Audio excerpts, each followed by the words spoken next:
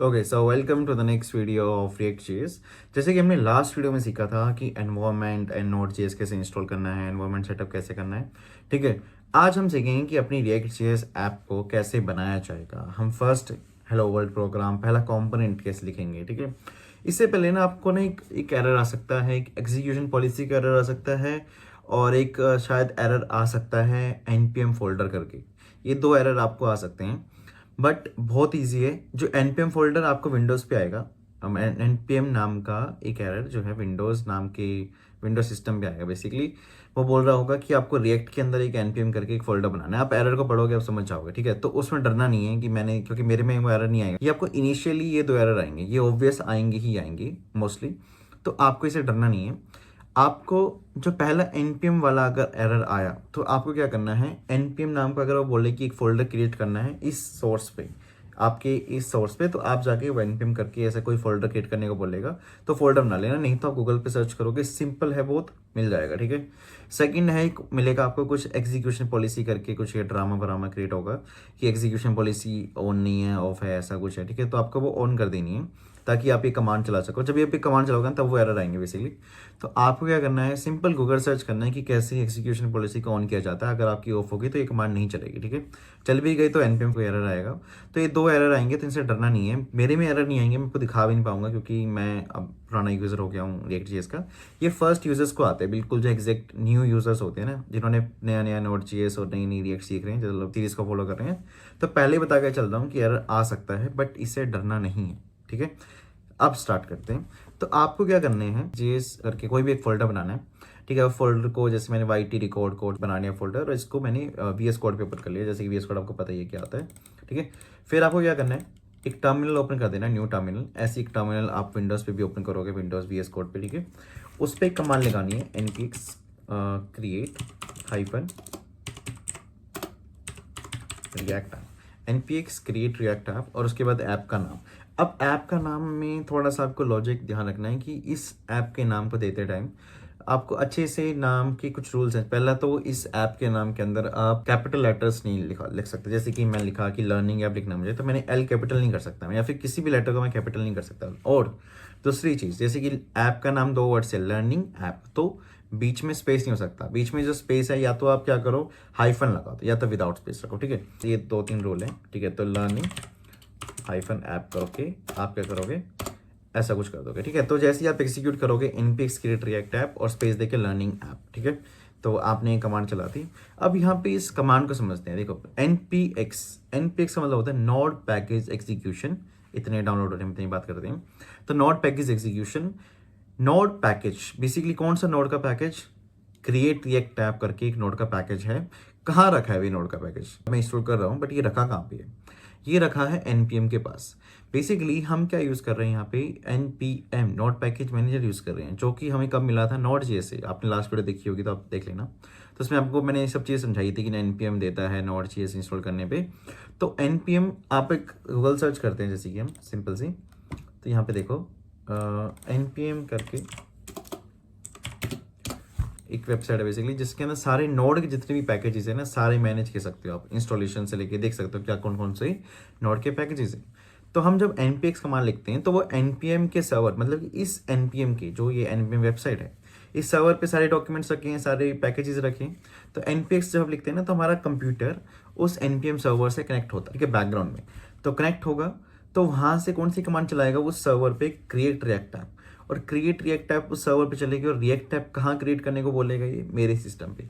तो एक तरह से आपने क्या करना है, रिक्वेस्ट को भेजना है उस साइड, और रिस्पॉन्स आएगा आपका, ऐसा कुछ होगा। ठीक है, तो जब आप ये करोगे npx क्रिएट रिएक्ट ऐप और ऐप का नाम दोगे, तो आपकी एक ऐप बनेगी, नाम देगा जैसे कि लर्निंग ऐप। तो लर्निंग ऐप करके देखो एक फोल्डर क्रिएट हो गया।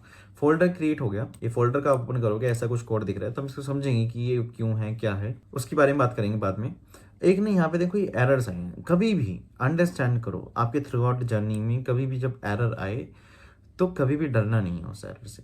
Errors are really simple to understand, उस एरर में कोई दिक्कत नहीं है। ओके, सो एरर्स को आप क्या करो, बस सिंपल गूगल सर्च करो, आपको समझ आ जाएगा कि एरर क्यों है और क्या है। सिंपल है, बहुत बड़ी चीज़ नहीं होती। ठीक है, ये एरर को अगर हम देखेंगे तो इस एरर में ना एक लास्ट में एक चीज़ लिखी हुई है, यस दिस वन। देखो, एक तो इसमें क्या क्या इंस्टॉलेशन फेल हो गई, npm इंस्टॉल से टेस्टिंग लाइब्रेरी जेस्ट डॉम इसमें फेल हो गई, टेस्टिंग लाइब्रेरी रिएक्ट फेल हो गई, testing library user event fail हो गई और वेब वाइटल्स फेल हो गए। फेल नहीं, जब हमने इंस्टॉलेशन करा रिएक्ट ऐप का तो ये 3-4 चीज़ें आनी थी मॉड्यूल्स, बट 3-4 चीज़ें इंस्टॉल नहीं हो पाई, तो नहीं हो पाई तो उसका एरर है npm एरर। ठीक है, तो कुछ नहीं है। पहले हम ये समझते हैं कि जब आप इस एप्लीकेशन को स्टार्ट करते हो, नॉर्मल HTML CSS नहीं है कि HTML में आप क्या करते हो, सिंपल गो लाइव करते हो, ऐसा कुछ होता है, ये वो नहीं है। यहाँ पे क्या होता है, एप्लीकेशन अगर आपको स्टार्ट करनी है तो यहाँ पे आपको सर्वर के थ्रू ही स्टार्ट करनी है। सर्वर इन द सेंस कि मेरा खुद का, मेरा local host server. Local host समझते हो आप? लोकल होस्ट मीन्स मेरा कंप्यूटर सर्वर, उसको बोलेंगे लोकल होस्ट सर्वर। तो आपको अपने कंप्यूटर के थ्रू से एक सर्वर चालू करना है जो इस एप्लीकेशन को, जो इस प्रोजेक्ट को सर्व करेगा। ठीक है, सर्व करके एक URL जनरेट करेगा और हम उस URL पे अपनी रिएक्ट ऐप का आउटपुट चेकिंग। ठीक है, तो अगर उस URL को आपको देखना है कि वो है क्या, देखो जैसे आपने लर्निंग ऐप करके फोल्डर बन गया, आपका एप्लीकेशन रन है, फिर आप क्या करोगे, अपने टर्मिनल पे cd कमांड लिखोगे। cd मतलब होता है चेंज डायरेक्टरी। आप टर्मिनल पे चेंज डायरेक्टरी करके कौन से फोल्डर पे जाओगे, लर्निंग हाइफन ऐप। अब ध्यान रखना है कि जब आप एप्लीकेशन को स्टार्ट करो, टर्मिनल पे स्टार्ट होगी। ठीक है, एप्लीकेशन जब स्टार्ट होगी, ध्यान रखना है कि आपका जो टर्मिनल है वो ओपन होना चाहिए। कहाँ पे टर्मिनल ओपन होना चाहिए? आपके एप्लीकेशन के फोल्डर पे। जैसे कि यहाँ पे देखो लर्निंग ऐप कहाँ पे ओपन है अभी, एप्लीकेशन फोल्डर पे, राइट। तो ये ऐसा ही होना चाहिए। अगर ऐसा नहीं होगा तो दिक्कत परेशानी हो, अंडरस्टैंड। ठीक है, अगर आप ऐसा नहीं करोगे, अगर ऐसा कहीं आप ध्यान रखना है कि आपका टर्मिनल आपकी एप्लीकेशन फोल्डर पे ओपन होना चाहिए, अगर नहीं होगा तो दिक्कत होगी, तो डाउनलोडेशन ये सब चीज़ें नहीं हो पाएंगी। ठीक है, एप्लीकेशन जो रिएक्ट आप बनाना चाह रहे हो वो सब नहीं होगा। ठीक है, तो ठीक है, हमारे अब लर्निंग ऐप पे हमारा टर्मिनल है। अब एप्लीकेशन को स्टार्ट करना है तो आपको कमांड लिखनी है npm start। जैसे आप ये npm start कमांड लिखोगे, वैसे ही क्या करेगा ये, ऐसा कुछ बोल रहा है। देखो मैं हर एक चीज़ बता के चलता हूँ कि would you like to run on another port instead. देखो मैंने अभी एक बेसिकली बैकग्राउंड में एक एप्लीकेशन चल रही है जो भी 3000 पोर्ट नंबर पे चल रही है। ठीक है, तो क्या आप उसको रोक के या फिर किसी इस वाली एप्लीकेशन किसी और पोर्ट नंबर पे चलाना चाहते हो तो वो सिंपल येस कर दो, कोई दिक्कत नहीं, कोई एक्स्ट्रा नहीं है। ठीक है, तो जैसे आप येस कर दोगे वैसे ही आप देखो एक इसका आउटपुट जनरेट हो रहा है। ठीक है, ये अभी डन हो गया, एग्जीक्यूशन इसका डन हो गया। यहाँ पे देखो, यहाँ पे क्या हो रहा है, फेल्ड टू कंपाइल आ रहा है, राइट, ये एरर आ गया। ठीक है, तो इसमें कोई दिक्कत नहीं है, एरर आया, इट्स अंडरस्टैंड। देखो एरर से अगर आप डरोगे तो वो एरर आपको और डराएंगे। ठीक है, जस्ट लाइक कि आप गली के अंदर निकल जाते हो, कुत्ते से पड़ जाते हैं, अगर आप कुत्तों से डरोगे तो ऑब्वियस है वो कुत्ते आपको काटेंगे। ठीक है, तो सेम थिंग यहाँ पे, अगर आप उस कुत्तों को सामना करोगे मीन्स दिस एरर्स। ठीक है, अंडरस्टैंड कि एरर्स है क्या, क्यों है, क्या नहीं है। तो देखो जो एरर है बेसिकली किसका है, module not found web vitals का, कि वेब वाइटल्स यहाँ पे कहीं ना कहीं कोड के अंदर ना यूज़ हो रखा है वेब वाइटल्स नाम से कोई चीज़, बट उसके लिए मॉड्यूल नहीं है, मॉड्यूल फाउंड नहीं है। ठीक है, तो हमें क्या करना है, मॉड्यूल इंस्टॉल करना पड़ेगा। ठीक है, उसका एरर है, बहुत सिंपल है। तो पहले आप क्या करोगे, इस टर्मिनल को बंद करोगे ताकि हम इसके अंदर इंस्टॉलेशन कर पाए। ठीक है, तो आपको क्या करना है, Ctrl+C कमांड लगानी है।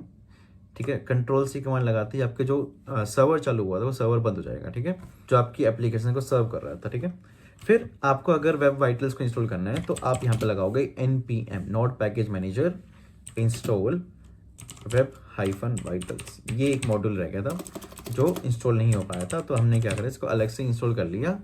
टर्मिनल कौन सा है, फिर से ध्यान रखो, लर्निंग ऐप। तो जो मैं काम कर रहा हूँ npm कहाँ जाएगा, लर्निंग ऐप, मतलब कि मेरी एप्लीकेशन फोल्डर पे जाएगा। ठीक है, तो npm वेब हाइफन वाइटल्स। तो जैसे ही मैंने इंस्टॉल करा, ये देखो यहाँ पे इंस्टॉलेशन चालू हो गया। इंस्टॉलेशन डन होने के बाद अगर मैं फिर से स्टार्ट करता हूँ अपनी एप्लीकेशन को, ये देखो हमारी एप्लीकेशन क्या हो चुकी है, यहाँ पे स्टार्ट हो चुकी है। देखो अब इसे कोई दिक्कत नहीं, अगर आपको ये यूआई दिख जाता है तो मतलब डन है कि आपका रिएक्ट बिल्कुल मक्खन चल रहा है, कोई दिक्कत नहीं है। ठीक है, ये कोई दिक्कत नहीं है, देखो सब बढ़िया हो गया हमारा। अगर ये लोगो आ गए, घूमता हुआ कुछ सिस्टम दिख रहा है, तो हमारी एप्लीकेशन बिल्कुल सही चल रही है। ठीक है, अब अपना हेलो वर्ल्ड प्रिंट करते हैं। अभी मैं फोल्डर सेक्शन नहीं समझाऊंगा, folder section just next video में सिखाऊंगा। ठीक है, फोल्डर स्ट्रक्चर होता क्या है, हम हेलो वर्ल्ड लिखते हैं। सबसे पहला आपको एक्सपेरिमेंट करना है, app.js पे जाना है, app.js पे। ठीक है, app.js में जाके आपको हेडर करके जो टैग है ये सब हटा दो। ठीक है, और यहाँ पे एक h1 टैग लिखो, और मैंने लिखा यहाँ पे हेलो वर्ल्ड, और मैंने यहाँ पे इमोजीज लगाए, एक तो रॉकेट का, और फिर मैंने लगाया किसका इमोजी लगाया, फिर मैंने लगाया हार्ट का, और एक h2 टैग फिर से लिखा, लर्न React.js। ठीक है, तो डन करा हमने। तो ऐसा कुछ हमारे h1 h2 टैग आ गए। ये देखो hello world we will learn React.js। तो ऐसे हम हेलो वर्ल्ड को प्रिंट कर सकते हैं। मैं अगली वीडियो में जस्ट आपको सिखाऊंगा कि एक फोल्डर स्ट्रक्चर नाम से क्या चीज़ होती है, ठीक है। So thank you for watching. अगर आपको वीडियो अच्छी लगी तो आपको पता है क्या करना है क्या नहीं करना, ठीक है। तो मेन थिंग है कि आप इस वीडियो को शेयर करो, ठीक है। अपने दोस्तों के साथ, अपनी कम्युनिटी के साथ शेयर करो, उनको बताओ कि React.js इज़ रियली इजी, इसमें कुछ भी नहीं है, ठीक है। अगर उसको अच्छे से अंडरस्टैंड करते हो, एक अच्छे मेंटर के साथ, एक अच्छे डेवलपर के साथ आप उससे अंडरस्टैंड करते हो, तो बहुत ईजी है। React.js is really easy. Okay, thank you so much.